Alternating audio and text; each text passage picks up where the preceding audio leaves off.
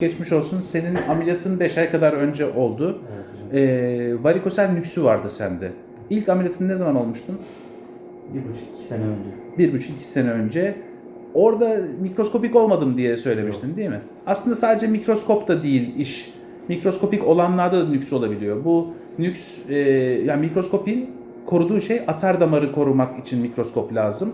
Yoksa nüksün aslında sebebi damarların bağlanmış olması, sadece çıkartılmış olmaması. Yani biz biliyorsun uzun bir damar çıkarttık senden. Kaç santimdi hatırlıyor musun? Bayağı. Hocam videolarda duruyor hala ama ne kadar olduğunu. Yani 20 santime yakın bir damar o içeride kalmıştı.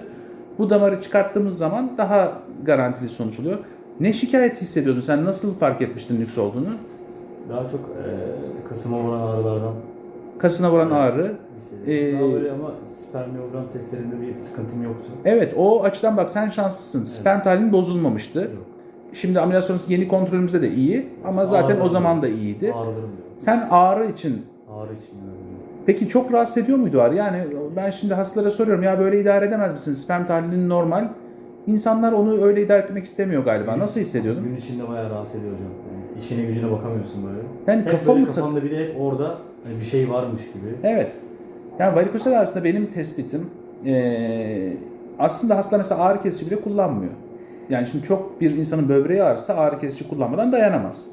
O kadar kötü bir ağrı değil ama bir sızı, bir süreklilik ve gerçekten işte insanın normalde kimseyi Türkiye'de ameliyat ettiremezsin kolay kolay. Sen ikinci kez olmayı göze aldın. Öyle bir rahatsızlık veriyordu yani sana. Peki ameliyat, 2 kez bu ameliyatı yaşadın. Ameliyat sonrası için ne dersin? Varikosel ameliyatının iyileşmesi zor mu? Ne diyorsun? Hocam ilk ameliyattan sonra bir ağrılar var. O Evet. yok değil. Ama sonrasında ama şöyle. Kaç şöyle gün söyleyeyim. sürüyor? Evet. İlk ameliyat olduğumda bayağı ağrı çektim ben. Evet.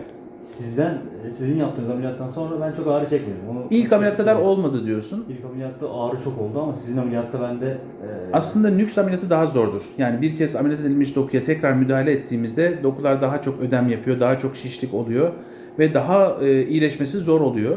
Ama çok fazla ilki kadar ağrım olmadı yani diyorsun. ameliyat yanında da bir sıkıntı oldu. Alışmışsın Sonrasında, demek ki. evet, bir ay sonra şey oldu böyle ağrılarım artık böyle geçmeye başladı. 2-3 ay böyle 4 ay sonra Peki tamamen sen o kafamdan silindi. ameliyattan çıktıktan sonra o damarın kaybolduğunu ne zaman fark ettin? Elimle tabii kontrol ettim. Evet. İlk zaten bir ay dokunamıyorsun böyle hassasiyet var. Evet çünkü o yaraya nasıl Bir iki ay dokunuyordun? sonra Baktığında elimle kontrol ettim. şu anda o şişliği görmüyorsun, o damarı görmüyorsun. Ağrı da geçti diyorsun. Geçti. Ne kadar aydı, kaç ayda geçti dersin tam olarak?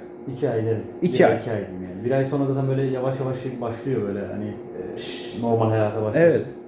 Şimdi bende ameliyat olsun ya da olmasın. Şimdi bana çok şöyle soru geliyor. Hocam geçen hafta ameliyat oldum, şimdi bir ağrı başladı. Ya diyoruz daha dur. Yani. Bazen bazı insanda 1 ay, bazı insanda 2 ay, bazı insanda 3 ay. Bunlar olabiliyor. Ağrının geçmesi o damarların. Şey oluyor ama hocam. Tesisler. Hangi tesisten ameliyat olduğu belli olmuyor ya. Evet. Sol testten diyelim oldu. Sol testte böyle bir morluk olabiliyor ama bu 1-2 ay. O kan oturması Evet. içerideki dokulardan, o kan oturması da 1-2 ay sürebiliyor.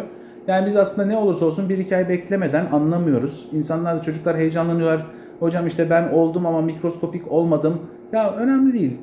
Klasik varikosel ameliyatıyla da iyileşen çok var ama senin gibi nükseden de var. Biz o nüksleri ortadan kaldıralım diye işte böyle ameliyatı geliştirmeye, mikroskop, damar çıkartma bu yöntemleri şey yapıyoruz. Ama belki 70-80 hasta normal yöntemlerle de iyileşiyor. Herkes tabii korkuyor mikroskopik olmayan, damar çıkartmayan. İlk birkaç ay ağrı normal. Önemli bir şey daha, testisin etrafında şimdi hemen testisin yumurta gibiyse şöyle yanında bir sertlikler hissediyorsun. Evet. Ondan da endişe ettin. Ya bu nedir burada diye leblebi gibi bazen bu arada işte sert. Şimdi o bizim testin etrafındaki damarı çıkartıyoruz. Yani böyle bir hortumu soyar gibi düşünün. Çıkartıyoruz. Bir yere geliyor artık testise giriş yapıyor. O giriş yaptığı yerde kesip bağlayıp dikişler atıyoruz, düğümler atıyoruz. Çok da büyük bir damar kanamasın diye.